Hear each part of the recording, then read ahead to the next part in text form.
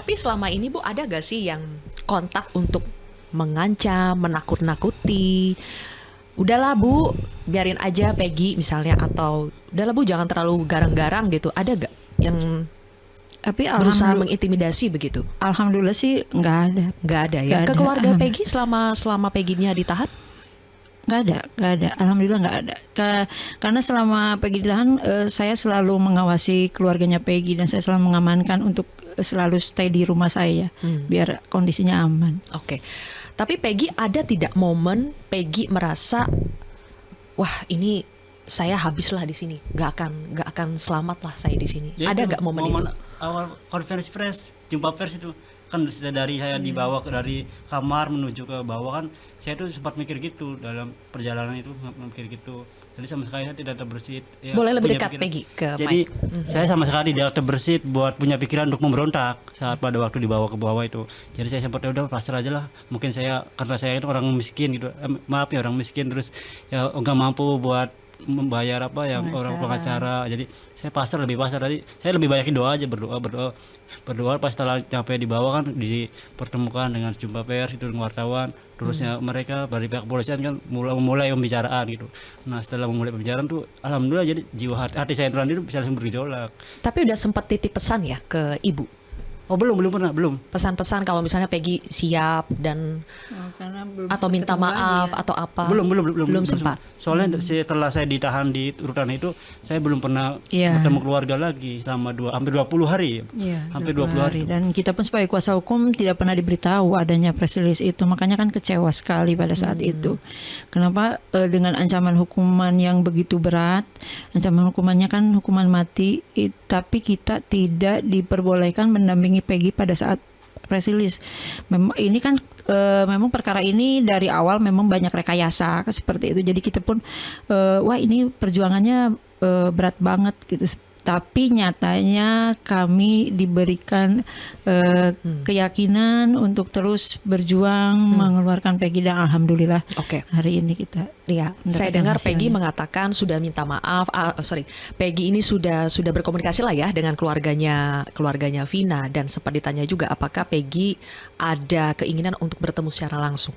Kalau misalnya saya pribadi sih ya ingin, cuman saya serahkan lagi kepada kuasa hukum saya seperti apa selanjutnya. Karena saya kan sama mereka tuh nggak ada kepentingan, nggak saling kenal.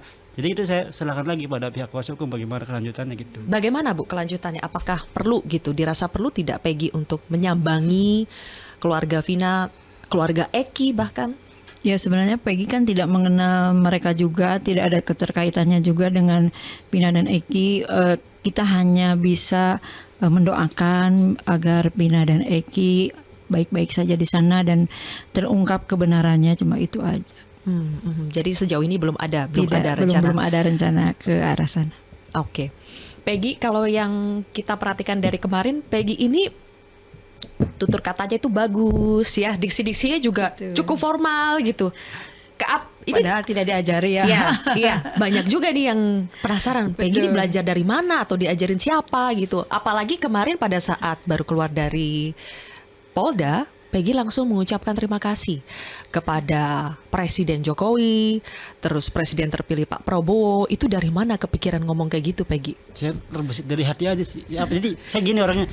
Ya, apa yang saya rasakan pasti saya ungkapkan, apa yang saya tahu pasti saya katakan, apa yang saya tidak tahu ya saya tidak akan katakan seperti itu. Jadi saya bicara seperti itu karena saya merasa ya alhamdulillah ternyata di Indonesia ini masih ada hukum yang ditegakkan melalui beliau dan beliau para kuasa hukum dan lain para netizen dan para masyarakat Indonesia seperti itu. Jadi Karena ya, sempat pesimis ya, merasa tidak akan mendapatkan keadilan. Benar sekali benar. Gitu. Nah, oke.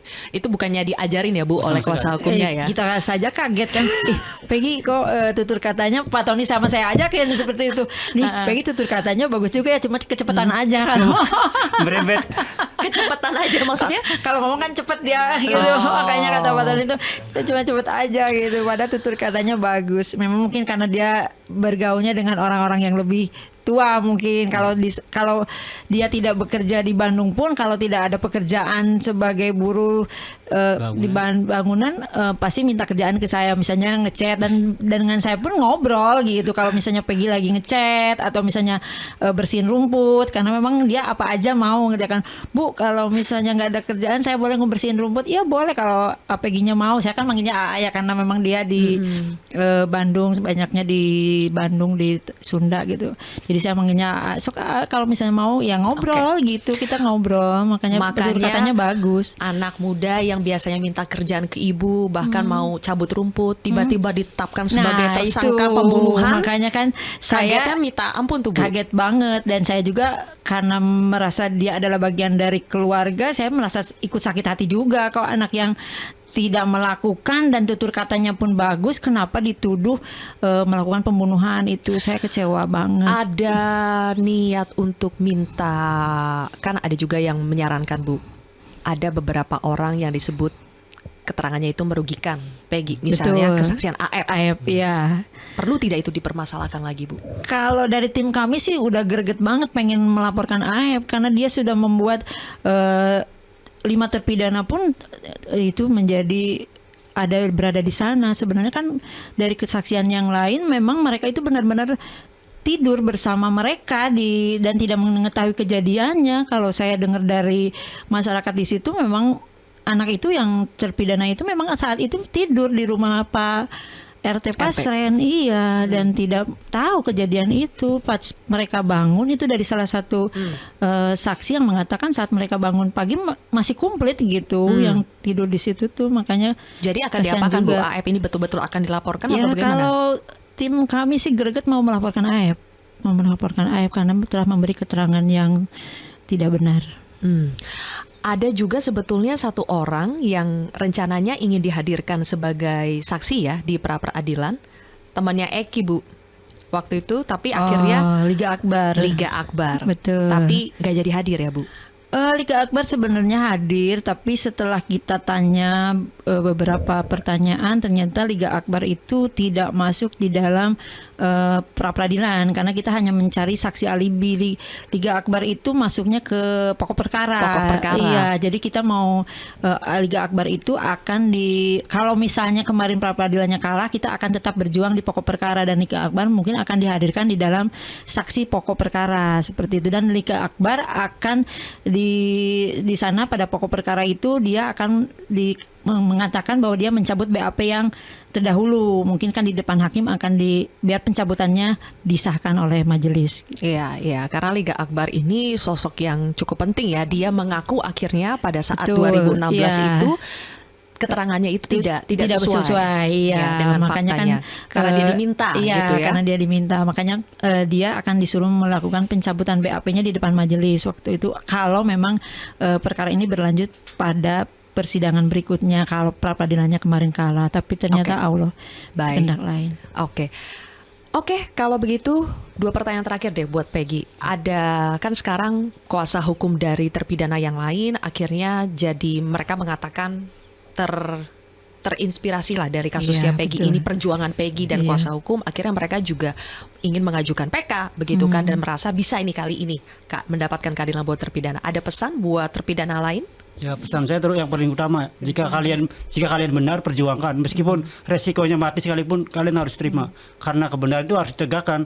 Meskipun lawan kalian itu sekelas apapun itu, orang-orang yang tinggi ataupun apa, kamu jangan pernah takut seperti itu. Jadi prinsip kita ya, kita kalau benar ya harus berani, kalau salah kita harus tanggung jawab gitu, seperti itu lebih. Oke, rencana Peggy berikutnya apa? Rencana saya selanjutnya setelah ini ya, saat ini pengen menikmati dulu masa-masa kumpul bareng keluarga, terus ya setelah ini ya bisa kembali melanjutkan dari pekerjaan, terus melanjutkan mimpi dan cita-cita saya. Apa mimpi Peggy? Membagian keluarga sih, lebih Membagian keluarga. Oke.